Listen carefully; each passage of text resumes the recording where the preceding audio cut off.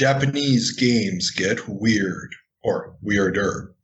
3D effects is no more, and Stephen Kent ushers in a new age of game history. These stories and many more on this episode of the Video Game Newsroom Time Machine. I've been waiting a long time for a chance to say this. Stop the presses. Requiescat in pace. Makes him crazy, man. What is a man? It's me, Mario. What a mess. Get over here! Please save me.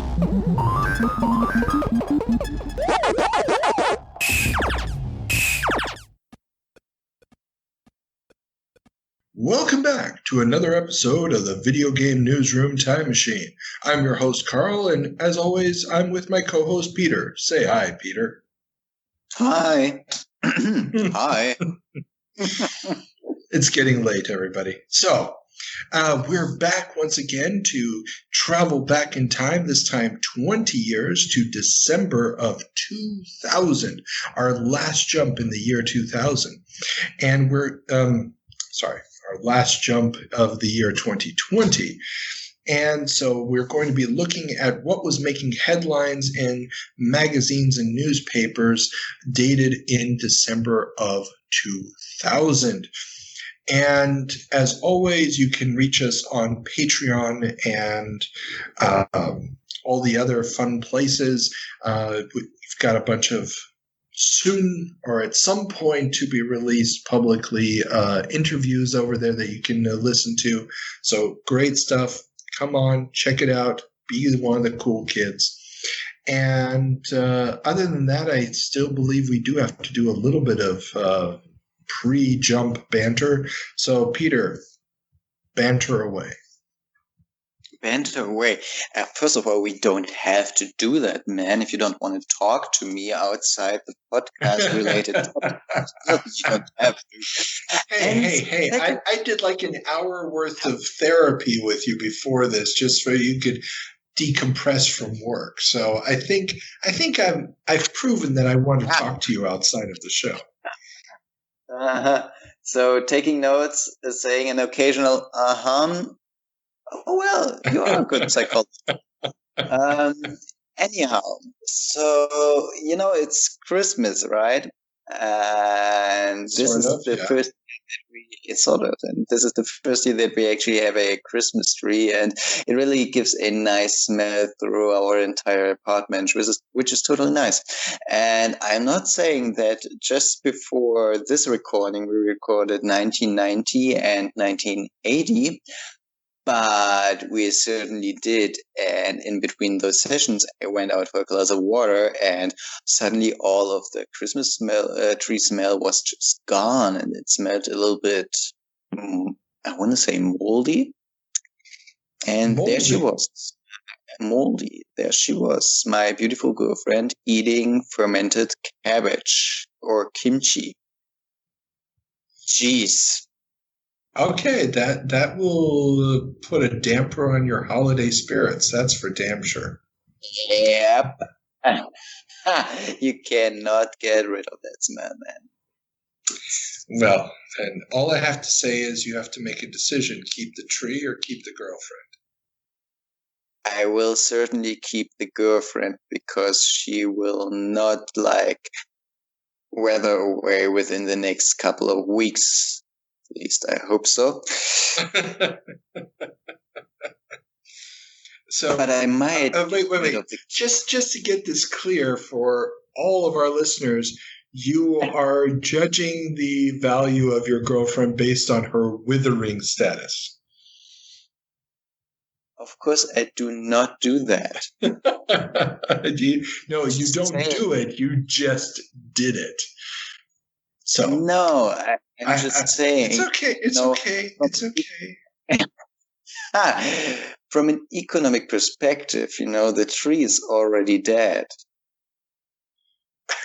Dude, you're making this worse. We went from withering to, well, at least she's not dead yet. No, dude, you're not helping your case. we are recording a retro gaming podcast, and this is all that I want to say about this and my chances of getting a girlfriend. Oh, Jesus Christ. Okay.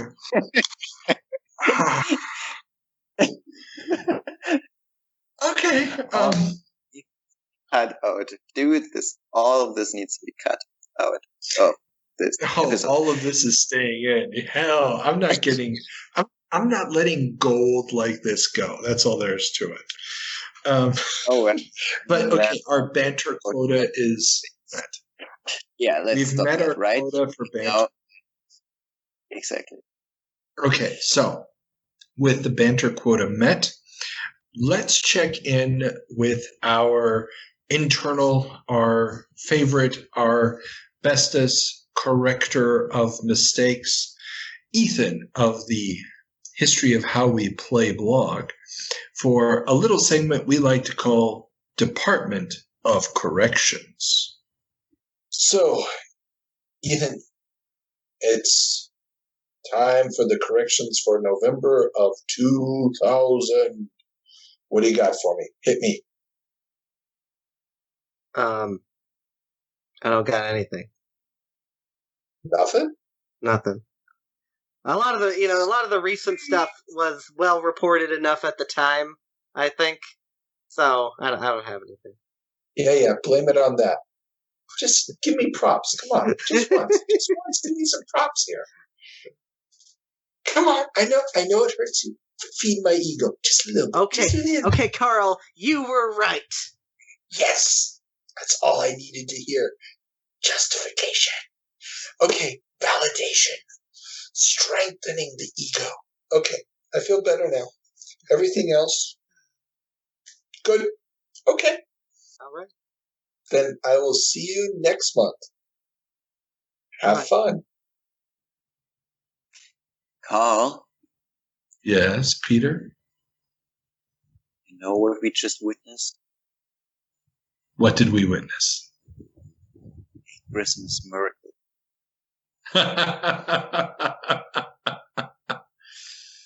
You might be right. A flawless victory that only Christmas could have given us. Okay, so that means we're going to have to mess up a bunch of stuff this time. Yes, we have to. Okay, well then. Okay. Remember, everybody, Patreon and all the other good stuff. Come and check us out. And with that being said, leave a like and subscribe and all that good stuff. Let us turn on the time machine and head back to December of 2000.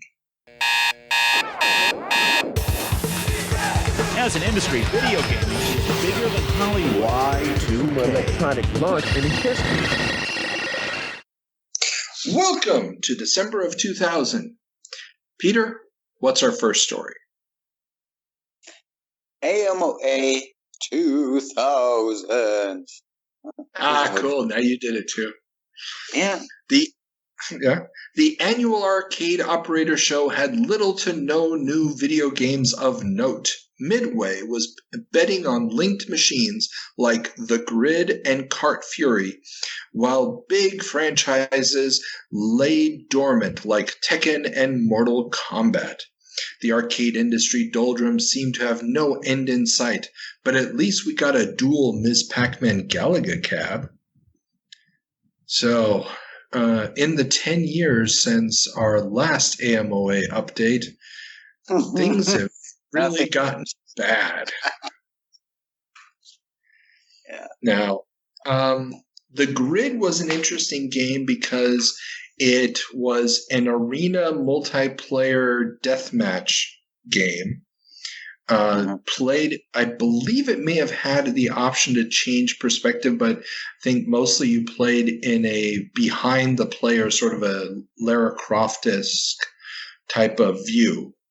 And it was supposed to be a futuristic sport. Imagine the Running Man type of thing with weapons laying around, and you ran in, picked up the weapons, and started killing everybody else. But It was a very expensive unit, 3D hardware, and if you were a one screen per player, which was just going to make it astronomically expensive, you were going to have like 6 or 7 people playing at the same time. Yeah, and at the same time, you can just use your computer and be like, screw the arcade. I'm playing Counter-Strike or whatnot. Exactly. It felt way too much. I remember seeing a 2-person version of this in an arcade once, and I tried playing it for one round, and I was just like, yeah, no, don't need it. It really was an example of them trying to replicate a type of game that just wasn't really well suited to the arcade. Yeah. But, oh well. And those Miss Pac-Man Galaga dual cabs that had both games in them, those things became almost ubiquitous. I mean, you saw them everywhere for a long time. Just because, I mean, they were great for nostalgia. They had 2 games, so if people didn't like the one, they could probably find the other. And if you set it to 25-cent play, it's something people would play in lobbies of movie theaters and stuff without a problem. Okay. Yeah. Okay. But while the arcades are dying in the States, the Japanese arcade shows bring arcade. Weird. What did I say? Arcade? Arcades. Yeah. I don't know what happened. Arcade show brings out the weird. In the, quote, not necessarily historically relevant, but we are going to talk about it anyway, end quote. EGM has a report for the JAMA Arcade Industry Show in Japan. While a bunch of new games using both Naomi and PS2-based hardware were shown, the real stars of the report are the weird Japanese games, including a claw machine that you play/ride while on what looks like a toilet, and Bunga Bunga, a game where you poke a plastic replica of a woman's butt with a giant plastic finger. And, yeah. This one's weird. Take it for what it is, leave it here, and go over to SegaNet Goes Live, because this is way too weird. All I have to say is I had never heard of this game before. Obviously, those who are well-versed will know this game. Also goes by the name in the West of, I think, Spankit or something. And we got a video linked down below where you can see this thing in action. Just jump forward to minute 3.26. And all I have to say is, yeah, something's wrong. Something's so terribly, terribly wrong. But hey, you know, to each their own. If you want to be able to poke your finger up your mother-in-law's butt in a virtual setting, I guess there's a game for you now. So, good stuff. Okay, but yes, let's go to SegaNet Goes Live. Despite some first-day problems, it looks like SegaNet is up and running. According to EGM, the system is working most of the time despite the 56K modem restrictions. People in rural areas where no dial-up number for the service is available locally are a bit miffed, but for everyone else, the online gaming future looks to have arrived. Now, we talked last month, and we saw the ad last month for SegaNet, and how we've been talking forever about how Sega has been trying to pivot over to this online model. Here I would also recommend an episode of Alex Smith's podcast, They Create Worlds, where he talks about the internal struggles inside of Sega during the Dreamcast era. A link in the show notes below. And how the people who were running Sega at the time, some of them were coming from online services. So this idea of trying to go to the online service model for the company was probably being driven in no small part by those changing forces inside the company, and also explains why they didn't really have a consistent vision for what the Dreamcast should be or how to approach software publishers, because they just kept changing the people inside the company, and also, well, the hardware decisions were, simply said, a huge mess. So, yeah. But SegaNet is up. If you're in a part of the country that has a toll-free number, you are fragging people in Quake 3 and having a good time. How long did this service live? I honestly can't tell that to you off the top of my head, but it's not going to be 12 months. Okay. Yeah. Remember, this is at the point where if you bought the long-term subscription, you got the Dreamcast for free. Mm-hmm. You will not have to pay the full long-term subscription. Well, this is true. But staying with the Dreamcast is getting a flat-free internet service in Spain. An amazing way to highlight just how different internet access was in 2000 around the world. In Spain, Sega has cut a deal with Telefónica, the largest telephone provider, to allow Dreamcast owners to go online for a flat fee during certain hours of the day, at the same price and conditions as computer users. Obviously, not everyone had moved to 24/7 flat fee surfing around the world, and having a major nationwide provider supporting the platform was a huge boon to the beleaguered console. Did it actually help its sales numbers in Spain? I don't have any exact numbers of how the Dreamcast fared after this, but I added this story just because it was such a good example of what internet access looked like in other parts of the world. So, I mean, if you look back at 2000 in Germany, ISDN was the fast internet connection, which was faster than a 56K modem, which was still the typical thing in the States. The difference was that if you had the ISDN, you were probably still paying a by the minute or by the hour fee. Whereas the 56K modem in the States was a flat fee 24/7. And I still remember in 2000, I had a second phone line in the house. I paid, I think, $10 a month for the second phone line. And then I paid another $15 a month for a flat fee on my 56K modem. So the second phone line was costing me $25 a month, but my computer was literally running 24/7 online. Yeah. If I lost connection, it just redialed. I was online 24/7.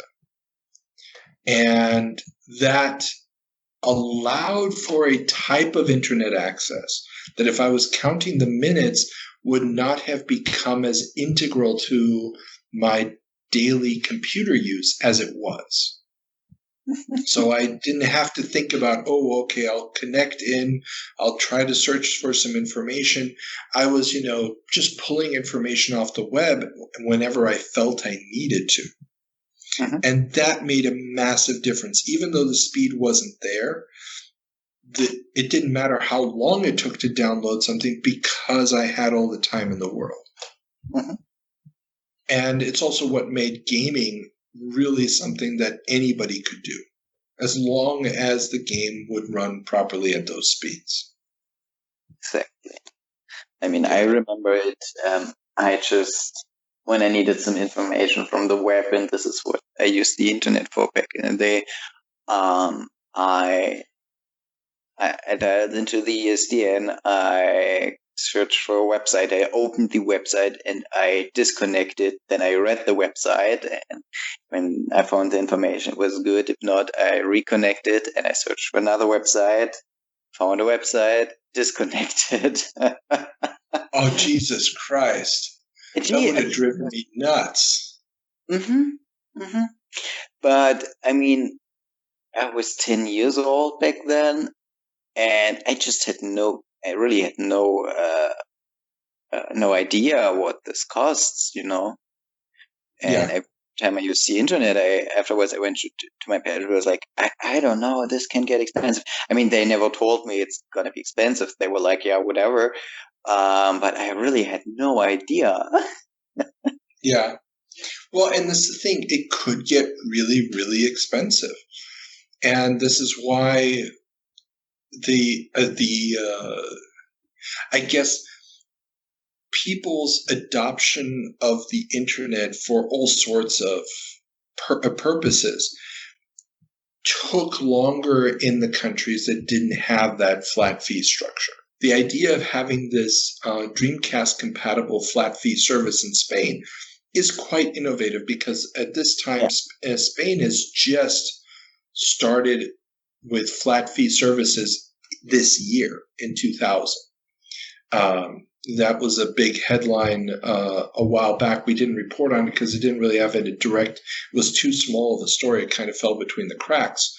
But it's something that just happened in the 12 months before this. And the idea that they're now going to also support the Dreamcast is showing a very fast progress that in other places it's not available, but still not 24/7.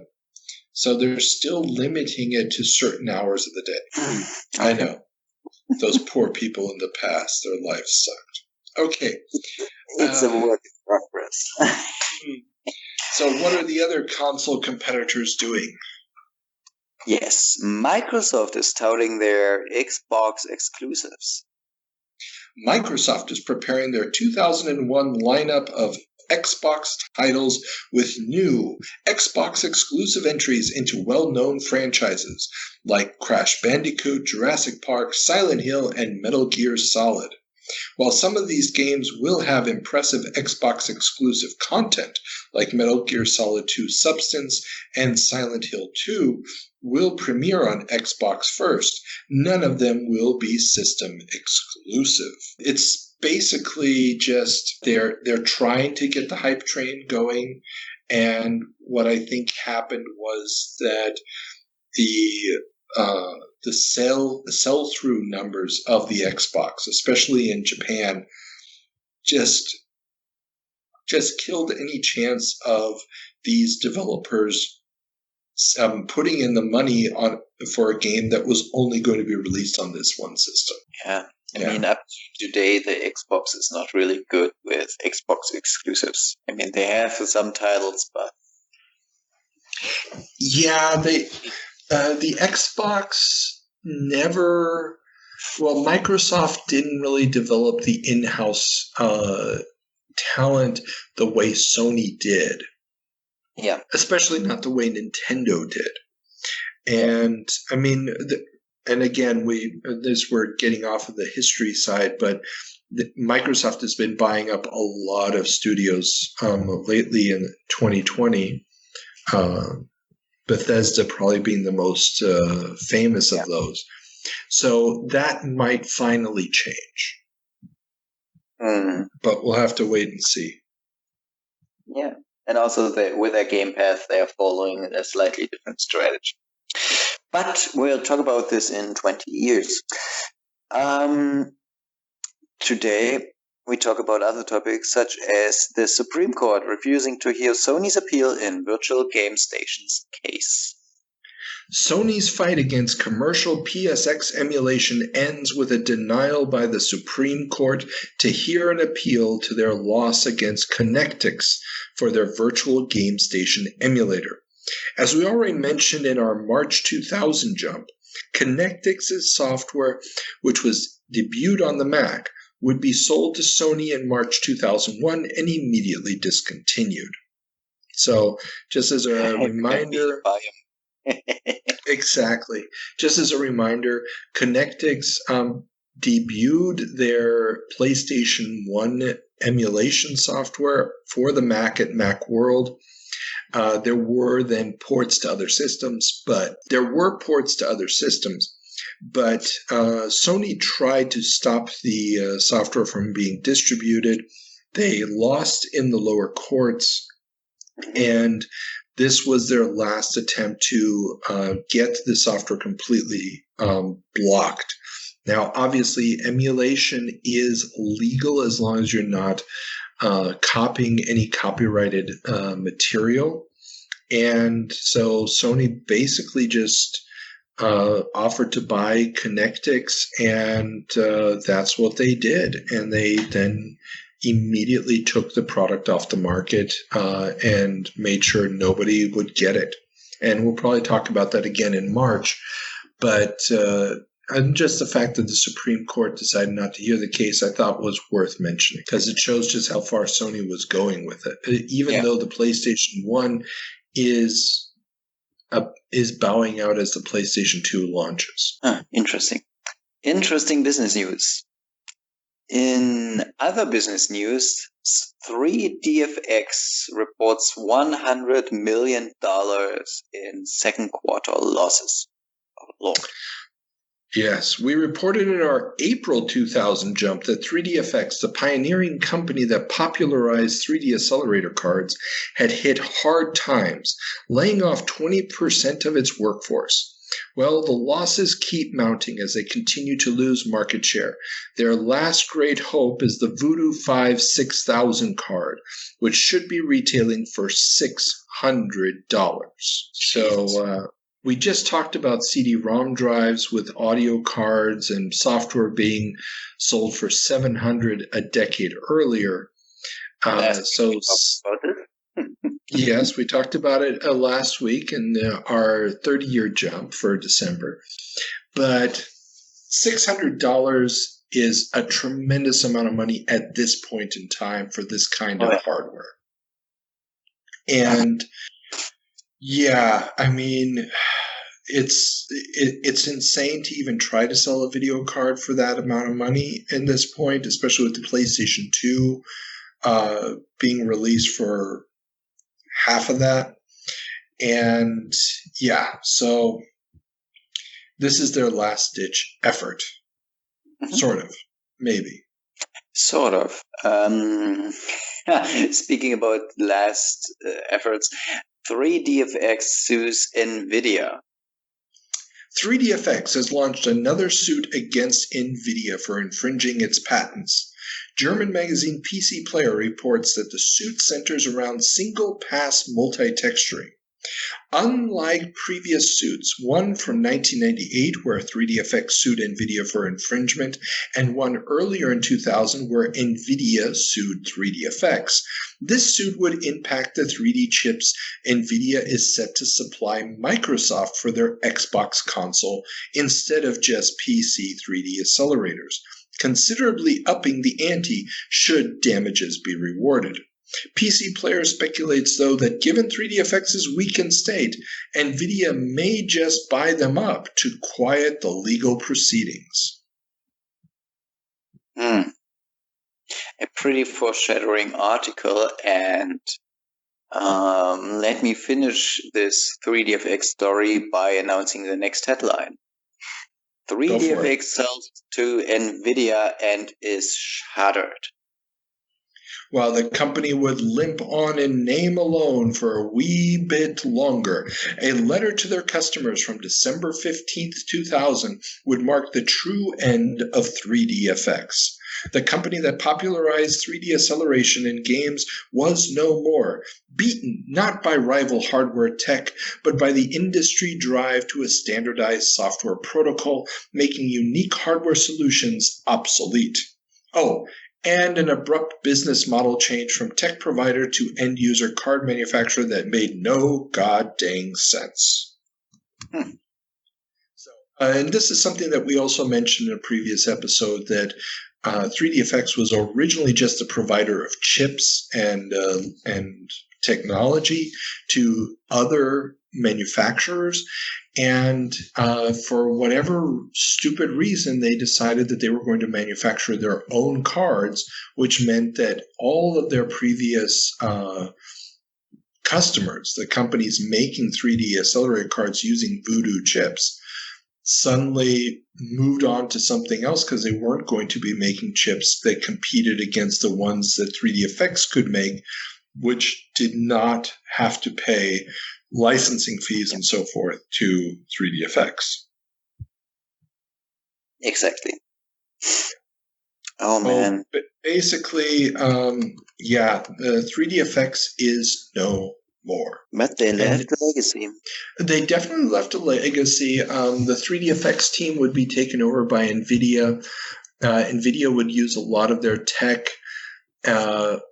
in the coming years. There would even be a couple of cards that were basically 3DFX cards, just sort of rebranded and slightly redesigned.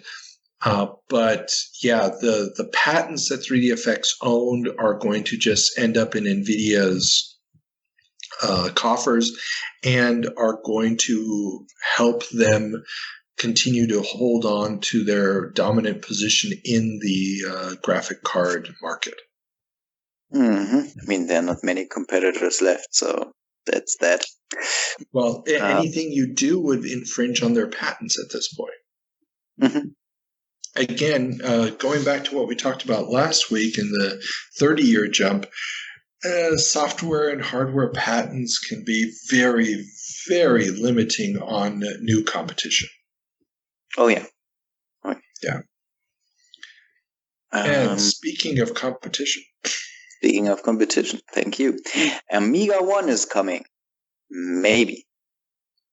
Back in our March 2000 jump, we talked about how Gateway had sold the rights to the Amiga tech to Amino Development, who then changed their name to Amiga Incorporated.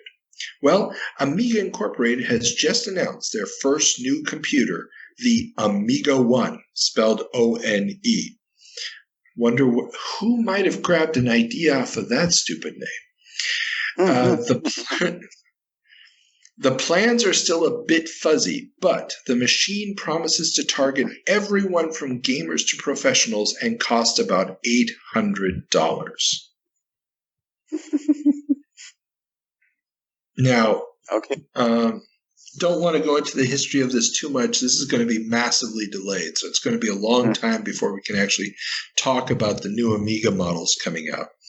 And I think the major problem here is that the ideas vary everything from an add-on board for existing old Amigas like Amiga 1200s to new machines that still have recreations of the original Amiga chipset, so they're still backwards compatible. And basically everything in between. They're also going to release the Amiga operating system that will run on standard PC hardware. It's basically just a cluster, and nothing really useful in a general everyday computing sense comes from it. Largely, not because it's bad.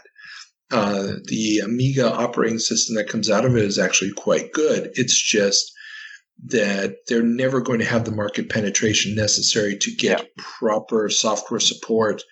They're never really going to have any options or technology that is truly revolutionary the way the Amiga was. And building off of the old Amiga tech, which was the ultimate version of the video display methodology of the 70s, where you're chasing the beam that's building the screen, and you're essentially processing as the screen is being drawn. That falls away once you get to composite monitors. That falls away once you have enough video memory to just cache the whole screen and then dump the screen on there in an extra step. And so the Amiga tech is a technological dead end, and trying to hold on to it is just going to hold back any attempts at bringing this stuff forward.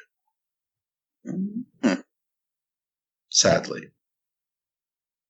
As an Amiga diehard, I really, really wanted this to be true and be something useful back in 2000. But there really was no shot at bringing back Amiga, unfortunately. But since you want to talk about bringing back old stuff, no one needs. Anyhow, Last Ninja reboot planned. The game company previously known as System 3 are planning on bringing back their legendary C64 isometric action-adventure series, The Last Ninja.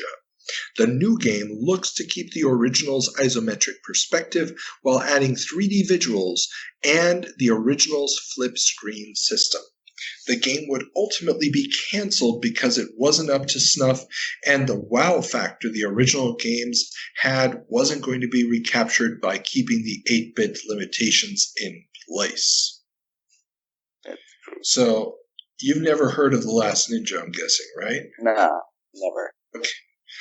Last Ninja was an action-adventure series, primarily on the Commodore 64. Got some of the entries to the series got ports to other systems. Notable ones are like Last Ninja 2 got ported to the NES, and Last Ninja 3 and Remix got ports to the Amiga and things like that. But it really was at home on the Commodore 64. It built itself around the strengths of the Commodore 64. It looked spectacular. I never figured out exactly how to control it properly, but it was this super immersive. The music was amazing. The animation was amazing. The graphics looked amazing. It was simply one of those games where if you had a friend who had a different type of computer, you booted up Last Ninja, and you just let them walk around, this garden and see all the stuff and maybe fight somebody. And they were just like, my computer can't do that. And you're like, yeah, because your computer sucks. And those were the old playground battles of the 8-bit days. And the pictures that they released of this update, and the link to the article for PC Zone magazine is in the show notes. It's basically the old game. Same old perspective, same limitations of where you can walk and stuff. And I think the head of System 3, there's also a link to it, some lines from him. He's right. Just the reason The Last Ninja worked the first time, part 1, 2, and 3, was because it was so spectacular for its time. And the gameplay itself is not what made that game great. What made that game great was the fact that it just looked so unbelievably good. And to just recreate that was going to be a recipe for disaster. They needed to either create a game that was going to be ahead of the curve on tech again, or just not do it. And they decided not to do it, which is probably the best thing they could have done for the legacy of the game. Yeah. As a C64 fan, I had to mention it here. So let's keep going. Let's keep going. Gameplay.com introduces streaming games. PC Zone magazine reports that online games retailer Gameplay.com is planning on offering digital games for rent or purchase that will be streamed directly from servers onto your computer. No more massive gigabyte hard drive installs, waiting minutes for games to load, or having to fumble around with boxes and discs. Just buy the game online and be playing in no time.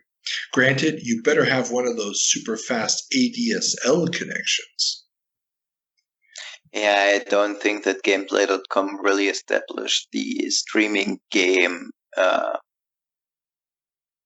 game community model. No, No. Now, according to the magazine, they're saying that they tested it and it worked really well. I couldn't find any proof that they actually released it. I went through a bunch of archive.org saves of the website at the time. Never found any actual links to stuff that was set up for streaming. Gameplay.com was part of a larger corporation that owned a bunch of other stuff.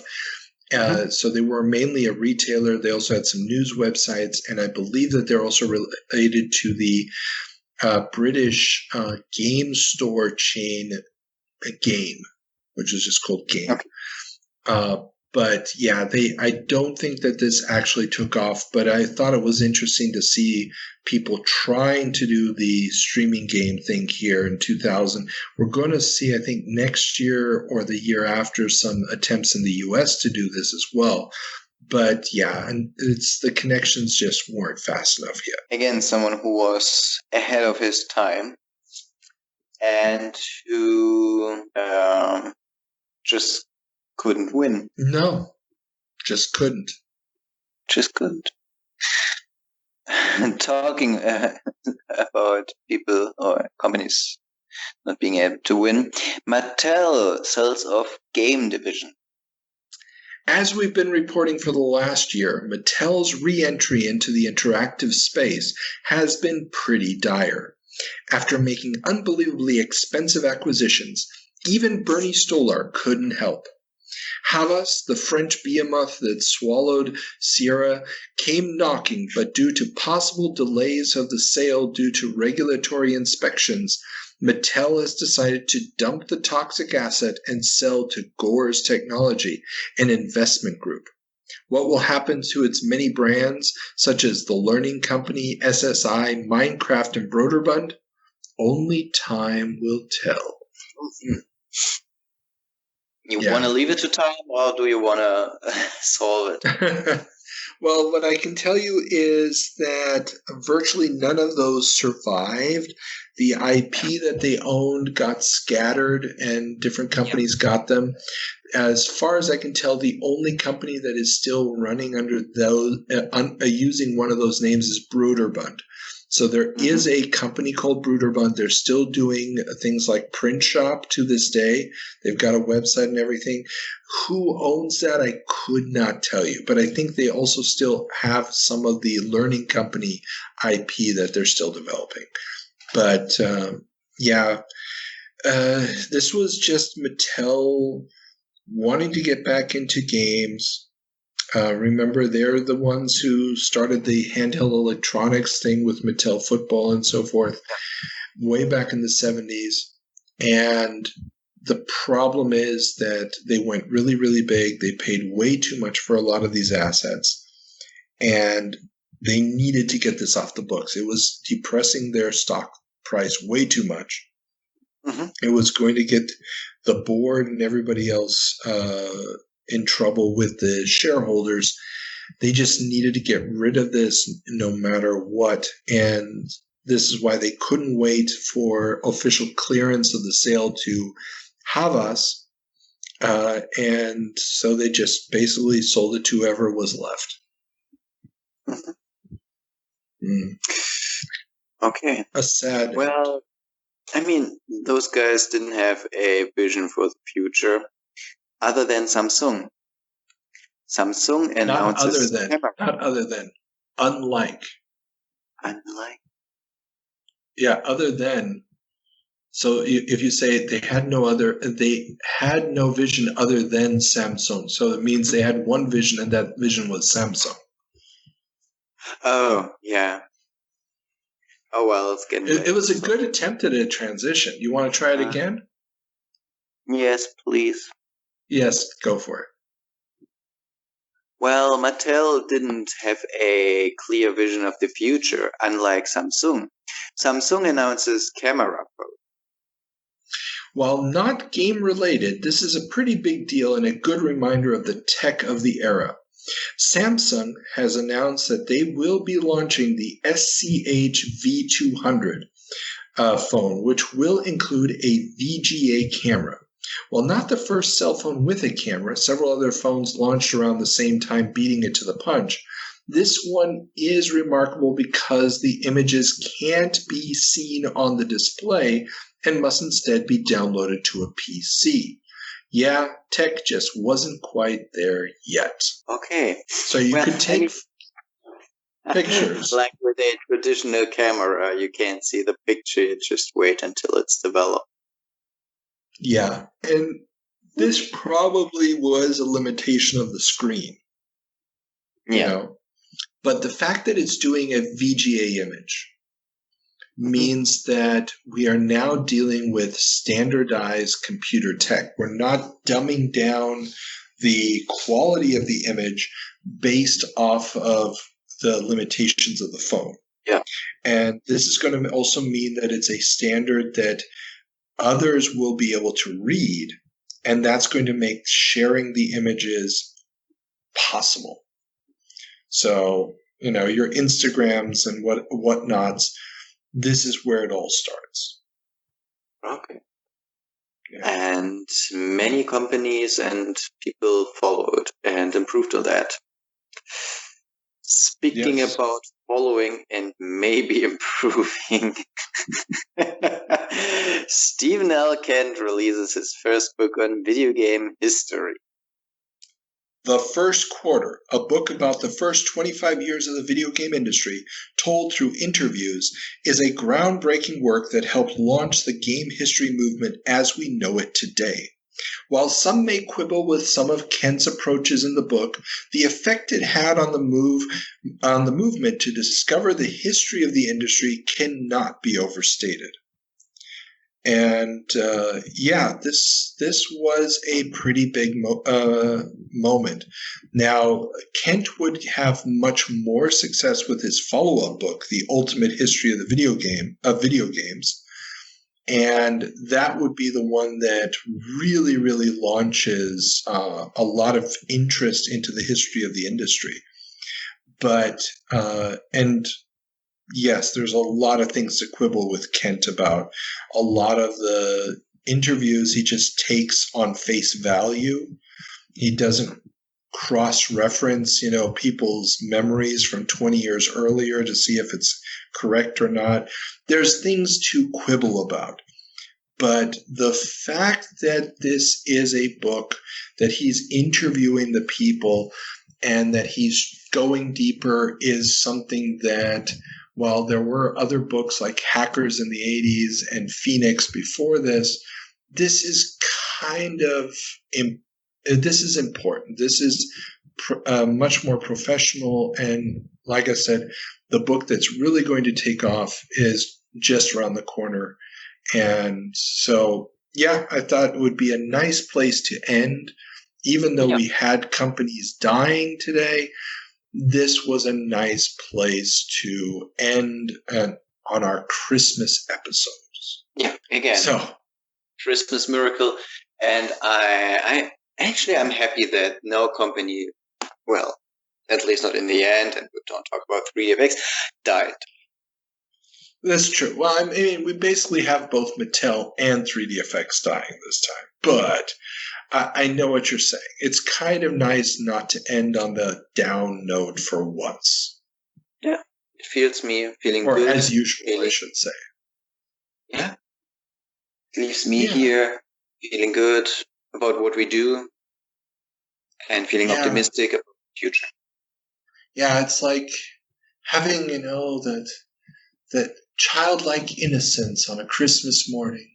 So you open your presents and realize it's not what I wanted after all, but I'll be happy and smile at Grandma anyway because social obligations. Or something like that. Okay. Well, we are done then for 2020. We'll be back in the new year. Obviously, by the time you listen to this, it will already be 2020 because we're doing one episode a week. But we're recording it before it's 2021. And I just wanted to say thanks to everybody for listening this year.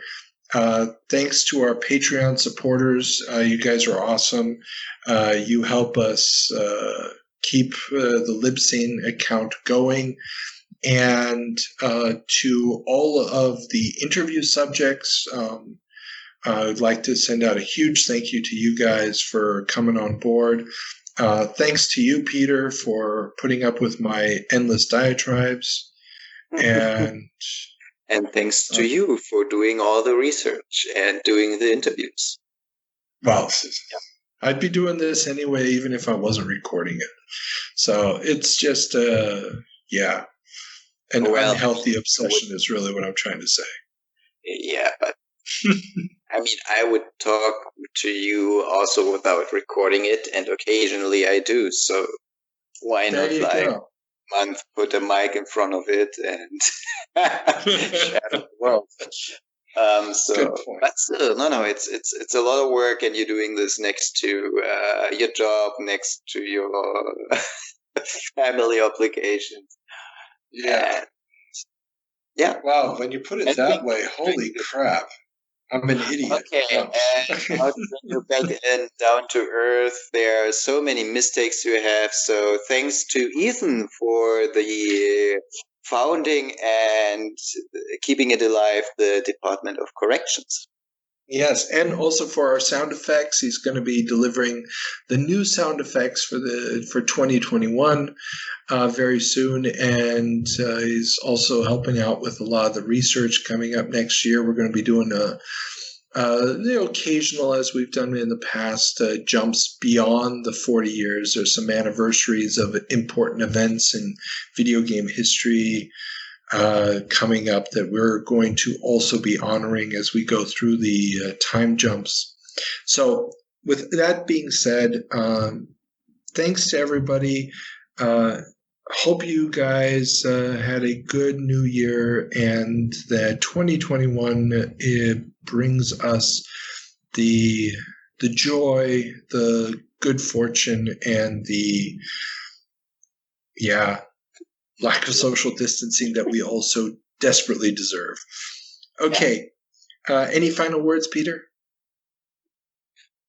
No, I don't want to add to that, because what you just said summed it up pretty nicely. I really look forward to a more normal 2021 than 2020 has been, and I think we all do that. So stay optimistic, and that's that. Excellent. In that case, everybody, have fun. Bye-bye.